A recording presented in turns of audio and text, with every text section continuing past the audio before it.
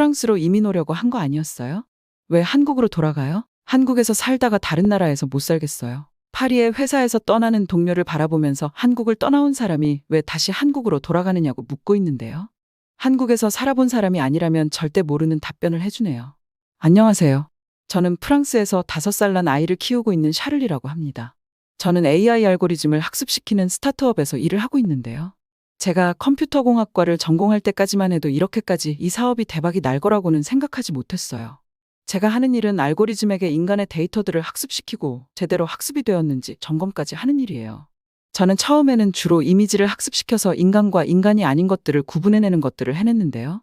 요즘은 사실 AI가 너무 잘 발달이 돼서 인간 구분보다는 더 디테일한 것들을 학습시키고 있어요. 자연스러운 환경을 알아서 배경까지 만드는 AI를 만들고 있거든요. 어쨌든 요 몇 년간 정말로 바쁜 시간이었어요. AI가 미국뿐만 아니라 전 세계적으로 붐이 일었거든요. 정말 야근을 전혀 안 하는 프랑스라고 하지만 드물게 개발자로서 야근도 해야 했거든요. 저는 그때 친해진 친구가 있었는데요. 바로 기영이라는 한국인 개발자였어요. 한국에서 프랑스로 이민을 오려고 IT 특성상 파리에서 일을 하다가요. 2년 만에 도저히 파리에서는 살 수가 없겠다고 다시 한국으로 돌아간 동료였는데요. 모두가 기영이를 좋아했어요. 일단 프랑스 사람들은 영어를 잘 못하는데요. 기영은 영어를 기가 막히게 잘했어요. 그래서 빠르게 바뀌는 AI 학습 트렌드를 누구보다 빨리 이해할 수 있었죠. 둘째로 일을 남들한테 미루는 성격이 절대 아니었어요. 책임감이 대단했거든요. 기영이가 파리를 떠나 다시 한국으로 간다고 할 때 모두가 슬퍼했어요. 저는 기영이에게 물어봤어요. 파리에서 이민을 목적으로 온 거 아니었냐고요. 왜 다시 한국으로 돌아가냐고요. 기영이는 확신하면서 말했어요. 둘 다 살아보니까 한국이 더 좋대요. 옛날에 한국 사람들이 다른 나라로 가장 많이 가는 이유가 워라밸이었는데 요즘은 한국도 워라밸이 많이 보장된다고 하더라고요. 그리고 무엇보다 음식이나 난방 같은 생활 방식이 너무 힘들어서 다시 한국으로 가고 싶다고 했어요. 대신 언제든지 한국으로 놀러 와도 된다고 허락을 해줬죠. 그래서 동료들 중에 제가 제일 먼저 휴가를 쓰고 한국으로 가기로 했어요. 남편은 항상 한국에 가고 싶어 했기 때문에 부러워했지만 한편으로는 자유로움도 느끼는 것 같았어요. 왜냐하면 여행을 가는 사람이 온전히 육아를 해야 했으니까요. 5살짜리 아이와 함께 해외여행을 해본 적이 없었기 때문에 확실히 모험이었어요. 불안해하는 아이와 함께 파리에서 서울까지 15시간의 비행은 정말 힘들었습니다. 엠마는 처음에는 창밖을 바라보며 솜사탕 같은 구름과 작은 집들을 보며 감탄사를 연발했습니다. 하지만 몇 시간이 지나자 엠마의 인내심은 바닥을 드러냈습니다. 인천공항에 착륙하는 순간은 작은 기적처럼 느껴졌습니다. 흐트러진 모습으로 게이트를 빠져나왔지만 단단한 땅으로 돌아왔다는 사실에 감격했습니다. 저는 기본적인 문구 외에는 한국어를 잘 못해서 서울로 가는 기차를 찾는데 약간의 어려움을 겪었습니다. 하지만 현지인들이 매우 친절하게 도와주었고 결국 올바른 장소로 갈 수 있었어요. 엠마는 낯설고 새로운 언어에 매료되어 들리는 모든 한국어 단어를 계속 반복했습니다. 서울역에 도착했을 때는 이미 기영이가 저를 데리러 왔어요. 하루를 지나고 다음 날부터 한국 여행을 시작하기로 했죠. 첫 번째 방문지는 롯데월드였는데 이곳에서는 어린 소녀들이 공주 분장을 하고 공원을 행진하는 퍼레이드를 할 수 있었습니다.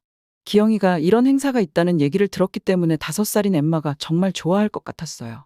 도착하자 엠마는 반짝이는 성과 화려한 드레스와 티아라를 입은 아이들이 군중을 향해 손을 흔드는 모습을 보며 눈을 반짝였습니다. 분장실로 곧장 이동한 엠마는 다양한 색상과 스타일의 벨 오브 더 볼 드레스 진열대를 보고 입을 다물지 못했습니다. 그녀는 거의 30분 동안 여러 가지 옵션을 놓고 고민하다가 마침내 크리스탈 왕관과 어울리는 라일락색 무도회 드레스를 선택했습니다. 환자 도우미가 엠마를 도와 볼륨감 있는 얇은 명주 그물과 쉬폰 소재의 드레스를 입히는 동안 엠마는 순수한 기쁨으로 몸을 흔들었습니다. 옷을 입은 후 저는 그 모든 공주님 옷에 가려져 제 딸을 거의 알아보지 못했습니다. 하지만 딸의 얼굴에 가득한 환한 미소는 틀림없었어요. 딸은 거울에 비친 자신의 당당한 모습에 넋을 잃은 채 이리저리 뛰어다녔어요. 바로 그때 기영씨가 5살 배기 딸 민지 양과 함께 탈의실에 도착했습니다. 민지는 하늘색 신데렐라 드레스에 흰 장갑을 끼고 은색 슬리퍼를 신고 있었습니다. 엠마는 드레스를 자랑하기 위해 달려와 민지에게 왕관 보석을 비교했습니다. 그런 다음 세 공주 친구들은 함께 손을 잡고 퍼레이드 시작 장소로 걸어갔어요. 그곳에서 엠마와 민지는 드레스를 입은 다른 20여 명의 어린 소녀들을 만났습니다. 도우미가 어린아이부터 나이 많은 아이까지 순서대로 배치했습니다. 엠마는 군중 속에서 카메라를 들고 있는 저를 발견하고 신나게 손을 흔들었어요. 음악이 시작되고 모두가 환호성을 지르자 소녀들은 차선을 따라 행진하기 시작했습니다. 제 딸은 라일락 드레스를 입고 키가 크고 당당하게 걸으며 순수한 공주의 매력을 모두에게 발산했습니다. 딸은 제가 그 순간을 잘 포착하고 있는지 확인하기 위해 몇 발자국마다 멈췄어요. 옆에 있던 민지도 기영이와 똑같이 사진을 찍었습니다.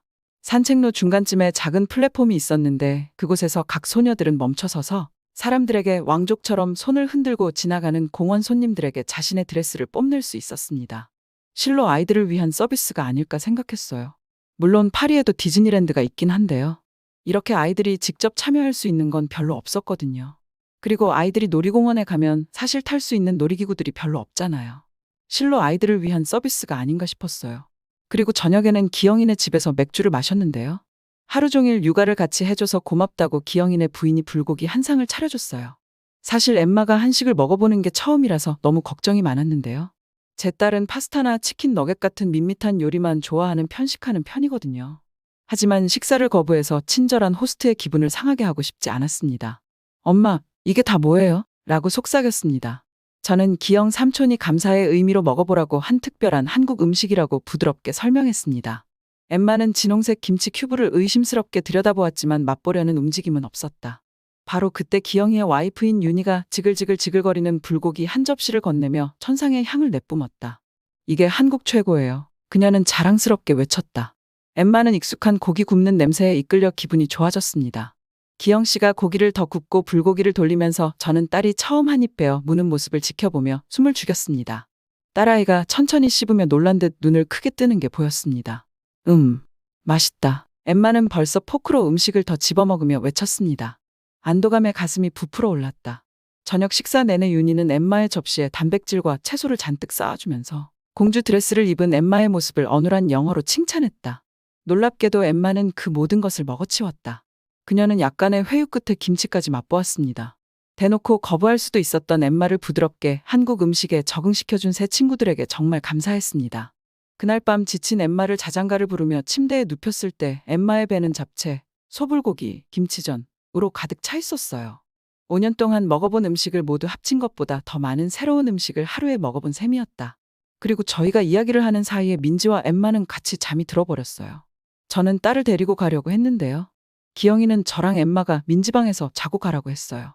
자기들은 민지를 데리고 자면 된다고요. 집에 갈까 생각했는데 너무 늦은 시간이고 엠마가 너무 깊게 잠들어버려서 차마 깨울 수가 없었어요. 그래서 기영이네 부부와 함께 술을 마시고 잠이 들었는데요. 저는 사실 바닥에서 처음 짜보는 거였거든요. 온돌 때문에 깜짝 놀랐어요. 바닥에 담요와 푹신한 쿠션이 깔린 아늑한 공간을 마련해줬어요. 바닥에서 자는 것은 처음이었는데 한국의 전통 온돌 난방 시스템인 온돌에 놀랐습니다. 바닥에서 뿜어져 나오는 온기는 지금까지 경험해보지 못한 것이었습니다. 이렇게 따뜻한 잠자리는 처음이었어요. 온수나 공기를 이용해 바닥을 데우는 온돌은 한국 건축의 독창성과 자연과의 깊은 관계를 보여주는 증거입니다. 이렇게 단순한 것이 어떻게 이렇게 깊은 위안을 줄 수 있는지 감탄하지 않을 수 없었습니다. 온돌을 타고 흐르는 따뜻한 기운 덕분에 평화로운 잠에 빠져들었습니다. 그 순간 저는 열린 마음으로 한국인의 풍습과 전통을 받아들이며 진정한 한국 문화의 일부가 된 것 같은 기분이 들었습니다. 새삼 기영이가 왜 프랑스가 춥다고 얘기했는지 알겠더라고요. 사실 겨울 기온 자체만 보면 한국이 훨씬 더 추웠어요. 제가 한국에 놀러 왔을 때는 완전 겨울이었거든요. 프랑스는 일단 롱패딩을 입은 사람이 없어요. 최저 기온도 영상이라서 코트를 입고 다니는 사람들도 많거든요. 그런데 집에 들어오고 나면 얘기가 좀 달라지는 것 같아요. 집의 온도는 바닥을 데우는 난방 방식 때문에 한국이 훨씬 더 따뜻했어요. 심지어 바닥이 천천히 식어서 이 온기를 하루 종일 유지하는 것 같았어요. 얼굴이 건조해질 염려도 없고요. 다음 날은 한국식 키즈카페에 갔는데요. 정말 거기는 혁명이었어요. 제가 봤을 때는 거기가 디즈니랜드보다 더 재밌는 곳이에요. 엠마는 진짜 천국을 만난 것처럼 돌아다녔어요. 3층짜리 어린이 놀이 궁전에 들어서자마자 엠마는 입이 떡 벌어지고 얼어붙을 정도로 다양한 놀잇감에 압도당했습니다. 1층에는 장난감으로 가득 찬 볼풀장, 미끄럼틀, 정글짐이 줄지어 있었습니다. 2층에는 미술과 공예, 의상, 미니 실내 놀이터가 있었습니다. 그리고 꼭대기층은 메이크업, 네일 살롱, 왕관 등 오로지 어린 소녀들을 위한 반짝이는 공주님 궁전으로 꾸며져 있었습니다. 엠마가 가장 좋아하는 것은 그림자 놀이와 모래놀이였습니다. 어느 날 오후 동네 공원에서 엠마는 5살 소녀의 무한한 에너지로 두 곳을 오가며 뛰어다녔습니다. 정글짐 아래에서 엠마는 비명을 지르며 고무 매트 위 그림자를 쫓아다니곤 했습니다. 그런 다음 모래상자로 달려가 정교한 탑과 터널을 만들고는 꽥꽥거리며 모래로 만든 걸작을 즐겁게 밟고 지나가곤 했습니다. 이 유쾌한 창조와 파괴의 진자는 엠마를 거의 2시간 동안 매료시켰습니다. 저는 윤희와 가까이 앉아 수은 같은 딸아이를 지켜보면서 이야기를 나누었습니다. 어느 순간 엠마가 저를 급하게 샌드박스로 불렀습니다. 엄마, 와서 봐요. 높은 곳에 있는 모래가 더 짙어. 엠마는 자신이 서 있는 모래더미를 가리키며 외쳤습니다. 아니나 다를까. 상자 위쪽에서 바라본 모래는 거의 갈색에 가까웠지만 제 눈높이에서는 익숙한 베이지색을 유지했습니다. 저는 엠마의 높은 위치에서 빛이 모래 알갱이에 부딪혀 다르게 반사되고 산란된다고 설명했습니다. 엠마의 눈이 신기한 듯 크게 떠졌습니다. 그녀는 허겁지겁 내려오더니 색이 변하는 모습을 다시 보려면 올라가 보라고 요구했습니다. 이에 응해 저는 엠마의 모래밭에 몸을 들어 올렸고 높은 곳에서 바라본 모래는 분명 더 진하고 짙은 밤색으로 보였습니다. 엠마는 이 광경에 완전히 매료되어 번갈아 가며 오르내리며 색을 비교하자고 주장했습니다. 높이가 바뀔 때마다 엠마는 마치 놀라운 마술을 목격하듯 탄성을 지르며 놀라움을 감추지 못했습니다. 윤희의 즐거움은 전염성이 강해서 어느새 저와 윤희도 새로운 시야에서 바라본 색의 변화를 이야기하며 즐겁게 모래 언덕을 오르고 있었습니다. 우리의 시끌벅적한 색채 해설의 어른들이 자유롭게 뛰어노는 모습에 익숙하지 않은 주변 한국 부모님들이 의아한 눈빛을 보냈습니다. 하지만 그런 시선에도 엠마의 기쁨은 조금도 꺾이지 않았습니다. 사실 AI 프로그래밍 업무로 스트레스를 받다가 다시 평온한 어린아이처럼 놀 수 있다는 사실이 놀라울 정도로 해방감을 주었습니다. 규칙도 논리도 없이 다양한 관점에서 바라보는 다양한 광경에 그저 감탄할 뿐이었죠. 이 평범한 샌드박스가 광학에 대한 특별한 교훈을 제공한다는 사실에 제 딸은 끝없이 매료되었습니다. 그리고 딸의 무한한 흥분은 저에게 창의성과 과학이 어떻게 서로를 아름답게 비출 수 있는지 상기시켜 주었습니다. 마지막 날은 이제 기영이네 집에 신세를 질 수가 없어서 본격적으로 엠마와 관광을 했는데요. 첫 번째 목적지는 국립중앙박물관이었어요. 제가 정말 놀랐던 점이 있는데요.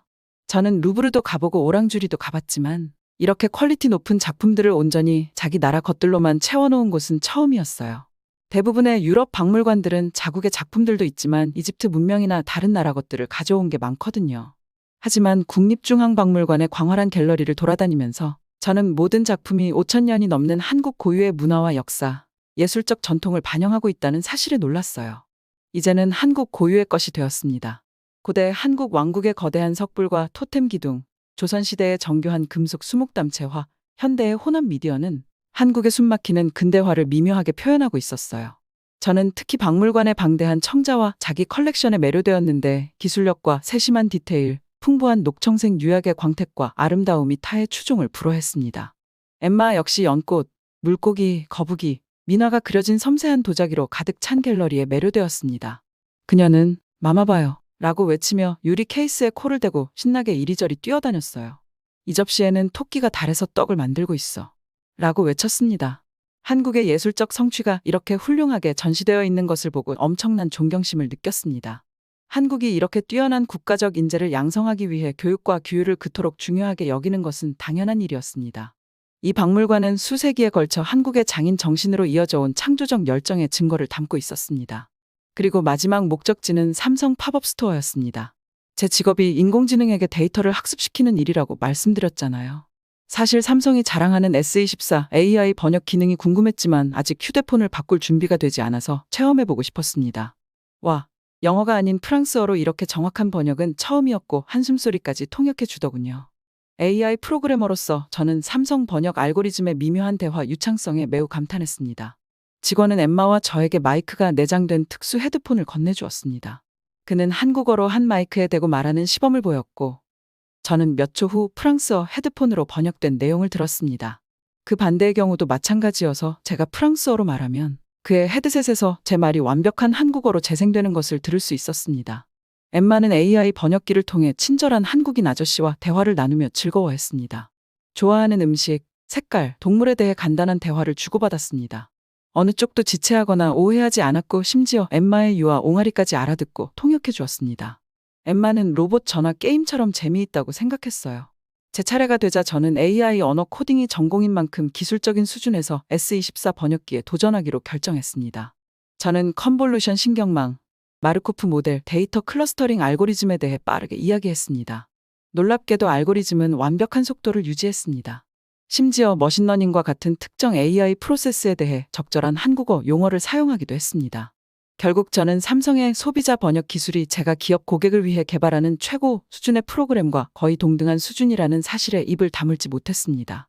그 직원에게 이 사실을 말하자 그는 정중하게 미소를 지으며 겸손한 한국어 인사를 건넸습니다. 물론 뛰어난 혁신과 겸손함이 자연스럽게 어우러진 것이죠.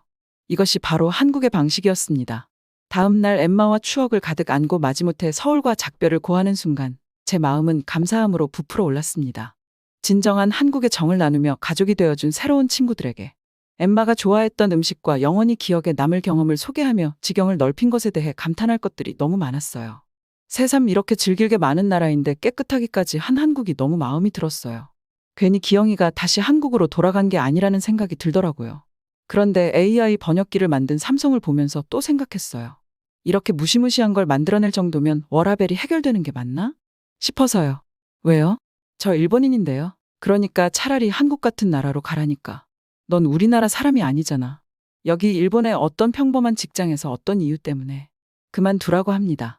한국으로 가라고 하자 눈물을 흘리며 뛰쳐나가는 여성이 있습니다. 이 여성에게 왜 일본 직장에서는 그만두고 한국으로 가라고 하는 걸까요?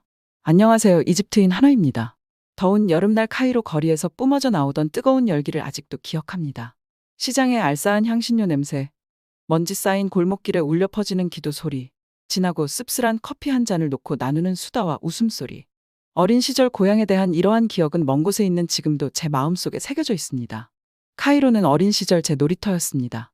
아버지는 이집트인이고 어머니는 일본인이에요. 두 분은 대학 졸업 후 이집트를 여행하던 중 만났어요.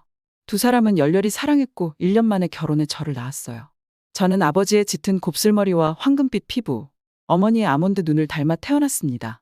저희는 도시 동쪽에 있는 평범한 아파트에서 살았어요.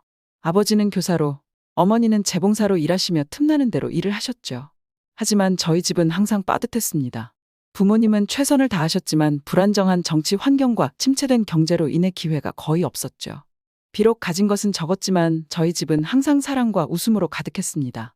부모님은 저에게 애정을 쏟아 부으시고 노력의 가치를 가르쳐 주셨어요. 어렸을 때부터 저는 제가 할 수 있는 작은 일이라도 도왔습니다. 매일 빨래와 청소를 위해 동네 우물에서 물을 길어오곤 했죠. 방과 후에는 시장에 가서 과일을 파는 사람들을 위해 과일 꾸러미를 나르거나 동네 양복점이나 구두 닦기에게 동전 몇 푼을 받고 심부름을 하곤 하기도 했습니다. 제 민첩한 손가락은 저녁에 할 수 있는 비즈와 자수 작업에도 유용했어요.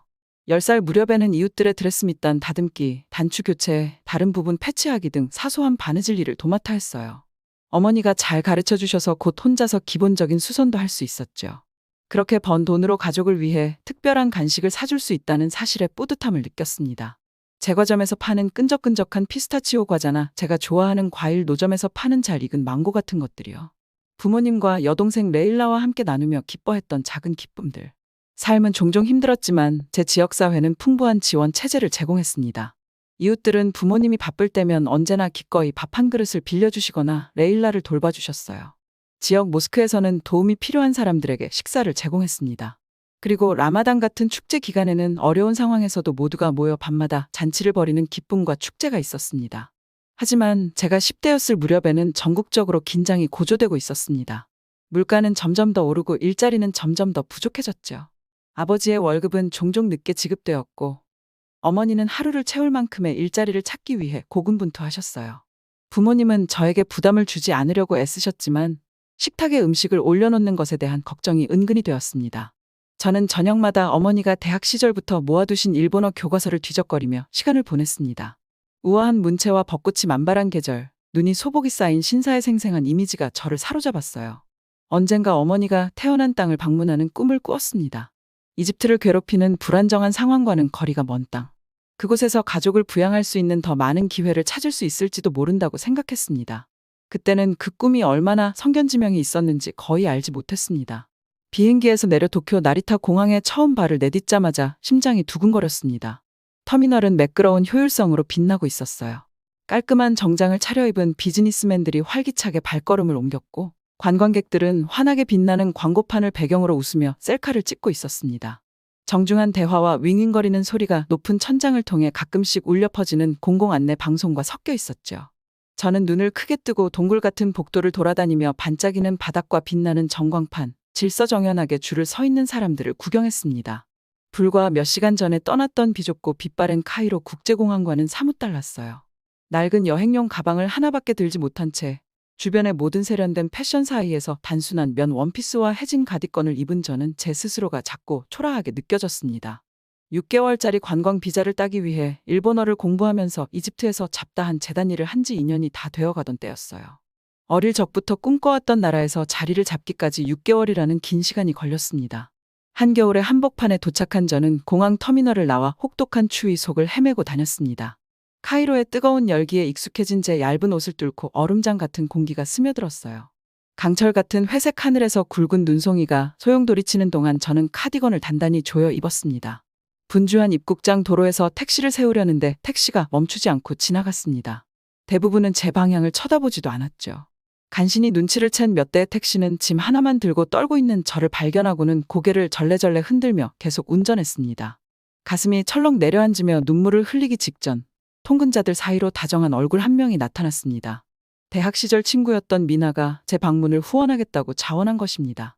몇 년 동안 연락이 끊겼지만 최근 제가 일본에 온다는 소식을 듣고 소셜미디어를 통해 다시 연락을 주고받게 되었어요. 미나의 따뜻한 미소와 익숙한 이집트 억양의 일본어는 지구 반 바퀴를 도는 길고 외로운 여정 끝에 만난 가장 반가운 순간이었습니다. 미나는 제 짐을 작은 세단에 싣는 것을 도와주었고 폭설이 내리는 눈을 헤치고 도쿄 중심부에서 1시간 정도 떨어진 교외 지역으로 천천히 운전해 주었습니다. 길은 미끄럽고 어두웠지만 빽빽이 들어선 집들 사이로 따뜻한 불빛이 비치고 있었습니다. 우리는 고속도로 고가도로 그늘에 자리 잡은 그녀의 작은 임대주택에 도착했습니다. 따끈한 우동과 향긋한 센차차를 마시며 미나는 대학 졸업 후 일본으로 건너간 후 겪은 고충을 털어놓았습니다.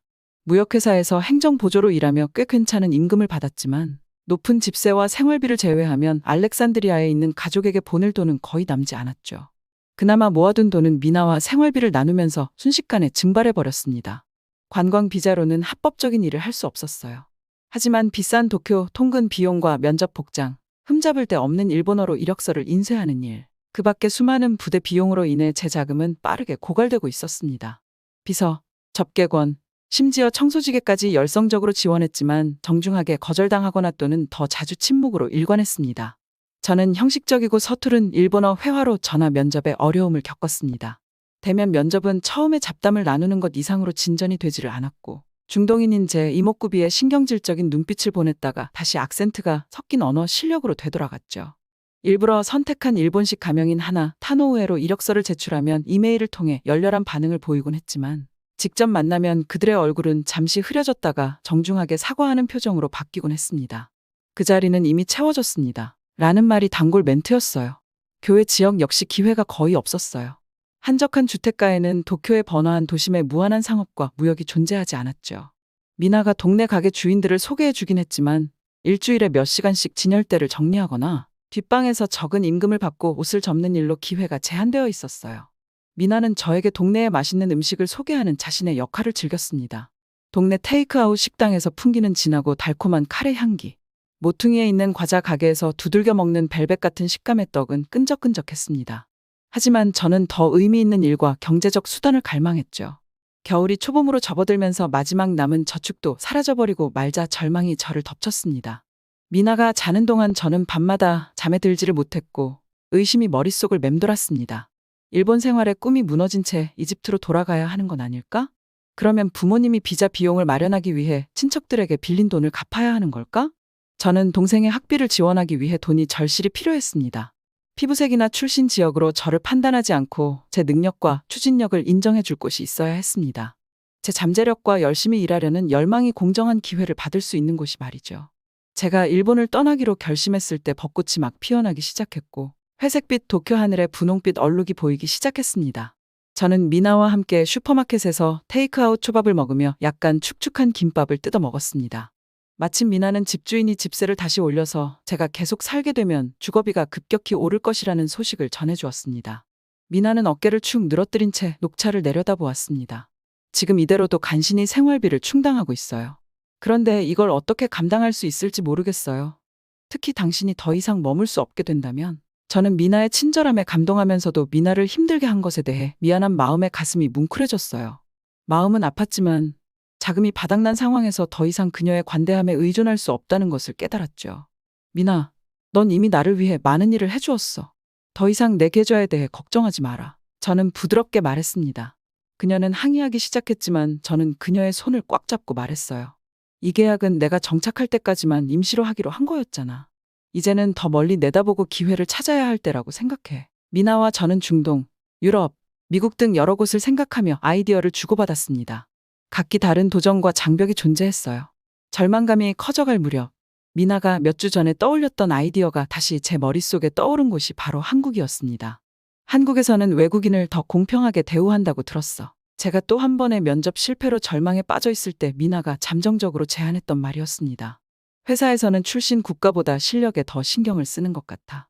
그리고 일본보다 생활비도 훨씬 싸고, 당시에는 아는 사람이 아무도 없는 완전히 낯선 문화에 다시 뿌리를 내려야 한다는 생각에 겁이 나서 그 말을 곧바로 무시했습니다. 하지만 그 후 몇 주 동안 더 많은 조사를 하면서 그 아이디어는 계속 떠올랐어요. 서류상으로만 보면 한국은 고대 문화가 어우러진 번화한 현대 대도시로 흥미롭게 보였어요. 최첨단 기술 산업은 급격한 성장의 동력을 공급할 인재를 갈망하고 있었죠. 그리고 일본의 악명 높은 저항에 비해 외국인 거주를 적극적으로 장려하는 정부도 있었어요. 포럼과 외국인들의 후기를 자세히 살펴보면서 저는 대조적인 경험에 놀라움을 금치 못했습니다. 한국에서 성공적인 비즈니스를 시작한 세터민들의 이야기. 이민자들이 지역사회에 적응하면서 집을 사고 가족을 키울 수 있게 된 이야기.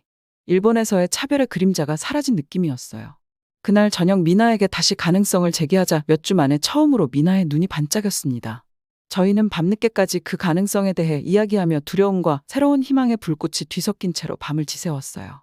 해가 뜰 무렵, 저희는 이 약속의 땅이 그 명성에 걸맞게 발전하기를 바라며 한국으로 향하는 항로를 정했습니다. 미나와 함께 이동 계획을 세우는 동안 몇 달이 흐릿하게 지나갔습니다. 사우디 태생의 이집트인인 그녀는 일본계인 저와 마찬가지로 비자를 받을 자격이 있었습니다. 저희는 오랜 시간 동안 지역과 직업 전망을 조사하고 온라인 포럼을 통해 잠정적으로 연락을 취했어요. 저는 제 언어 능력을 활용하여 임시 번역 프로젝트를 준비했고 계획된 이사 비용을 마련하기 위해 마지막 남은 한 푼까지 모았어요. 이집트 기업들의 번역 요청에 응하느라 하루 종일 노트북 앞에 구부정한 자세로 앉아있다가도 한국에 대한 상상을 하며 침대에 누워있고는 했죠. 일본에서는 그토록 찾기 힘들었던 개인적, 직업적 기회를 드디어 찾을 수 있을까? 겨울이 녹아 화사한 봄이 색채를 드러내고 몇 달간 쌓인 눈을 뚫고 작은 초록색 새싹이 솟아나면서 출국을 향한 기운이 고조되었습니다. 벼룩시장 중고품 가게는 새로운 생활에 가져가지 않을 물건들을 차근차근 분류하고 팔아치우면서 저희의 단골 장소가 되었죠. 바다를 건너야 하는 몇 안 되는 물건들로 반쯤 채워진 여행 가방은 마지막 몇 주 동안 미나의 아파트 곳곳에 널브러져 있었습니다. 서울 근교에 대한 조사 자료, 한국어 문장의 하이라이트와 떨리는 발음이 적힌 회화책, 비자 청원의 결실이 담긴 한국 영사관 봉투, 벚꽃 시즌의 연분홍빛 구름도 도쿄에 음산한 비가 내리는 마지막 날의 우울함을 걷어내지 못했어요. 그렇게 동경하던 땅이 저를 실망시켰습니다. 닫힌 문과 차가운 시선만 가득했던 이 나라를 떠날 날이 다가오자 제 마음은 슬픔과 안도감으로 가득 찼습니다. 먼 한국 땅으로 떠날 날이 가까워질수록 기대와 불안감이 교차했습니다. 저희는 저희 앞에 펼쳐진 거대한 미지의 세계 앞에서 희망과 꿈이 희미하지만 불확실성에 맞서 끈질기게 버텨낼 수 있도록 스스로를 다잡았습니다. 과연 한국은 포럼에서 선포한 것처럼 진정으로 외국인을 포용할 수 있을까요? 저희는 잃을 것이 거의 없었지만 어쩌면 모든 것을 얻을 수도 있을 수 있다는 희망을 가졌죠. 바퀴는 우리가 예약한 통로를 향해 돌이킬 수 없이 돌아가고 있었어요. 며칠 후면 저희는 이 새로운 땅이 마침내 더 넓은 지평과 기회를 제공하는 곳이 맞는지 알게 될 것입니다. 아니면 의미 있는 삶을 꾸려나갈 소박한 기회만 노리는 두 젊은 여성에게 연이은 실망의 연속일 뿐일까요? 어느 쪽이든 저는 미나와 제가 함께 키운 낙관주의의 불씨를 꺼뜨리고 싶지 않았습니다. 20년이라는 짧은 인생에서 경험해보지 못한 여정이 눈앞에 펼쳐져 있었습니다. 매일 밤 잠들기 전 눈앞에서 하늘 높이 치솟은 유리 스카이라인이 춤을 추는 환상을 보며 이번엔 다를 거라는 다짐을 반복해왔습니다. 그래야만 했으니까요. 서울 인천공항 비행기에서 내린 미나와 저는 서로의 손을 꼭 잡았습니다. 거대한 현대식 터미널과 바쁘게 움직이는 여행객들의 모습이 도쿄에 이어 익숙하게 느껴졌어요. 하지만 저희 귀에 익숙하지 않은 한국어의 소리의 흐름은 완전히 낯설었죠. 출입국 심사대와 수함을 찾는 곳을 더듬거리며 헤맸고 표지판의 한글은 알아볼 수 없었지만 다행히도 공항 직원들은 우리 같은 초행길 여행객을 많이 상대해본 경험이 있어 친절하게 안내해 주었습니다. 시끄러운 공항 안내 방송 너머로 신나게 우리 이름을 부르는 한 여성이 눈에 들어왔습니다. 카이로에 있는 대학 시절 쾌활한 친구인 진아는 우리를 열렬히 포옹하며 환영했습니다. 그녀는 페이스북 메시지를 통해 저희가 서울로 간다는 소식을 듣고 데리러 오겠다고 했죠. 그녀의 따뜻한 마음은 긴 여정으로 지친 저희의 기운을 되살려 주었습니다. 진아는 빈티지 해치백을 타고 서울 외곽을 가로질러 우리의 새 보금자리가 될 작은 임대 아파트로 향하는 동안 유쾌하게 수다를 떨었습니다. 도심으로 향하는 고속도로를 따라 바위산 언덕과 어우러진 높이 솟은 유리 오피스타워가 눈에 들어왔습니다. 네온사인과 트렌디한 카페의 숲을 지나 한적한 주택가 골목으로 접어들었어요. 기본적이지만 깔끔한 아파트가 상쾌한 봄 공기 속에 고소한 향을 내뿜는 우동 가게 위에 자리 잡고 있었습니다. 길에는 자동차보다는 오토바이와 자전거가 줄지어 서 있었어요. 여행 가방을 들고 위층으로 올라가자 도쿄 교회의 고요한 정적과는 달리 열린 문과 창문에서 왁자지껄한 대화 소리와 접시 부딪히는 소리가 공기를 가득 채웠습니다. 진아는 퇴근 시간이었지만 앞으로 며칠 동안 우리를 데리고 다니며 이 지역을 소개해 주겠다고 했어요. 짧은 포옹을 나눈 후 미나와 저는 텅 빈 아파트의 짐더미 속에 배를 움켜쥐고 홀로 서 있었습니다. 짐을 풀기에는 너무 지쳤지만 흥분한 우리는 근처 구불구불한 뒷골목에서 길거리 음식 노점상을 찾아 헤매기 시작했죠. 새로운 풍경과 소리, 맛의 소용돌이 속에서 짜릿한 몇 주가 지나갔습니다. 한국 사람들이 두 팔 벌려 저희를 환영해 주었기 때문에 초기의 낙관론은 근거가 있는 것으로 판명되었어요. 진아는 첫 몇 주 동안 거의 매일 바쁜 영업 업무에서 시간을 내어 저희를 안내하고 일상에 적응할 수 있도록 도와주었습니다. 진아는 복잡한 서울 지하철을 안내해주고 전화기 설치를 도와주고 최고의 시장과 카페를 소개해 주었어요. 도착한 지 며칠 만에 저는 제 언어 능력을 활용하여 아랍어와 일본어로 현지화된 기술 매뉴얼과 웹 콘텐츠가 필요한 소규모 엔지니어링 회사에서 꾸준하게 프리랜서 번역 일을 맡게 되었습니다. 짧은 노출에도 불구하고 능숙하게 한국어를 구사하는 제 모습에 사장이 감탄했고 이집트 여권은 기꺼이 무시해 주었죠. 미나는 곧바로 다국적 소비재 회사에서 경영 보조 업무를 맡게 되었어요. 새내기였던 미나와 저는 주변의 수많은 한국인들 사이에서 눈에 띄었어요. 하지만 처음으로 저희의 이국적인 외모가 차가운 거부감보다는 호기심 어린 미소를 불러일으키는 것을 느꼈죠. 가게 주인들은 저희 정확한 한국어 발음을 칭찬하며 무료 샘플을 제공해주기도 하셨어요. 아줌마들은 버스 정류장에서 길을 잃고 헤매는 우리를 발견하면 모성애를 발휘해 길을 알려주시기도 했습니다. 서울의 국제적인 에너지는 저희가 새로운 커뮤니티를 구축하는 동안 저희를 포용했습니다. 국적에 관계없이 숙련된 인재를 갈망하는 한국의 열망에 이끌려 세계 각국의 재능 있는 외국인들이 몰려들었죠. 영어를 가르치는 일자리는 창의적인 인재들에게 안정적인 수입을 보장해줬고 이들은 스타트업을 창업하거나 예술적 열정을 발산하거나 외국인이 변두리에 머물지 않고 자연스럽게 어우러지는 사회를 꿈꿨습니다. 계절이 흐르면서 외로움은 낙관적인 기쁨으로 바뀌었어요. 벚꽃이 분홍색과 흰색 꽃잎을 흩날리며 피어나는 봄은 도쿄의 삭막한 분위기와는 대조적이었습니다. 여름의 뜨거운 얼로는 선명한 진홍색 단풍으로 바뀌었으며 선선한 겨울날은 미나와 제가 일본의 매서운 추위와 함께 떠올렸던 삭막한 고립감 대신 보글보글 끓는 전골 냄비를 둘러싼 웃음으로 가득했죠. 첫 해에 미나와 저는 도심 근처의 현대적인 고층 건물의 작은 원룸 아파트를 구입할 수 있게 되었어요. 제 번역 사업은 한국의 급성장하는 경제와 함께 꾸준히 성장해 나갔죠. 미나는 국제적인 회사에서 여러 차례 승진했고 명품 브랜드를 주요 고객으로 확보해 나갔습니다. 이집트에 있는 가족들은 타국 생활의 비좁은 공간이 아닌 아늑한 거실에 앉아 찍은 사진을 보고 경외감을 표했습니다. 그들은 미나에게 샴페인과 디자이너 선물로 축하 인사를 건네는 한국인 상사의 모습에 큰 충격을 받기도 했어요. 내가 사는 이 대한민국은 금으로 만들어졌나 봐. 어머니가 화상통화 중에 외쳤습니다. 여기선 은행가와 변호사도 월세 아파트를 공유하며 낡은 자전거를 타잖아요. 한국에서 커리어뿐 아니라 사회적 유대감을 쌓아가는 동안 저는 미나가 일본이 우리를 금빛 세장에 가두었을 때 날개를 펼칠 수 있는 공간을 마련해준 이 나라에 대해 저와 같은 깊은 감사함을 느낀다는 것을 알았습니다. 의미 있는 기회의 맛은 그곳에서 고생했던 씁쓸한 기억과 대비되어 더욱 달콤했어요. 시간이 지남에 따라 미나와 저는 업무가 밀려들었고 한국 친구들이 저를 그들의 세계로 끌어들이면서 제 한국어 실력은 기하급수적으로 향상되었습니다. 미나가 다니던 회사는 고급 비즈니스 학위 과정을 후원하고 고급 자동차 및 화장품 브랜드를 관리하는 고위급 팀에 미나를 배치하였습니다. 우리는 일본의 칙칙한 회색을 배경으로 생동감 넘치는 테크니컬러의 결실을 맺는 삶을 만끽했어요.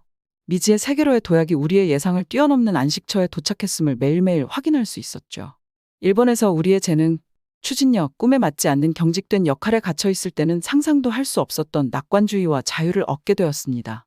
일본의 척박한 땅에서 움츠렸던 우리의 잠재력은 한국의 비옥한 토양에서 물을 받아 꽃을 피웠습니다.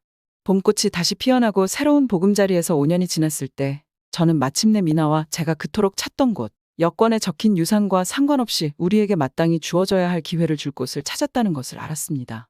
매끄러운 미니멀리즘 침실의 커튼 사이로 서울의 아침 햇살이 들어오는 것을 보며 천천히 몸을 움직였습니다. 이 거대 도시의 끝없는 역동성은 5년이 넘은 지금도 여전히 새롭게 느껴졌어요. 거실 창문 너머로 한강이 새벽 햇살에 반짝이고 한강을 가로지르는 다리 위에는 차량들이 바스락거리는 소리가 들렸습니다. 제 업무용 전화는 아랍어와 일본어 로컬라이제이션 서비스를 원하는 엔지니어링 회사들의 새로운 요청으로 윙윙거렸습니다. 최근 한국의 대형 건설사들이 중동 파트너들과 긴밀히 협력하여 여러 주요 인프라 프로젝트를 시작하면서 비즈니스가 호황을 누리고 있었죠. 김이 모락모락 피어오르는 우롱차 한 잔과 함께 노트북을 켜는 순간 감사한 마음이 밀려오는 것을 느꼈습니다.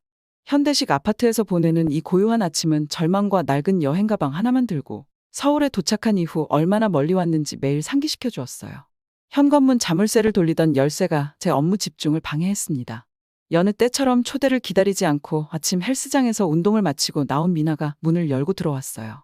그녀는 한국에 있는 동안 매끈한 검은 머리를 길게 기른 상태였습니다.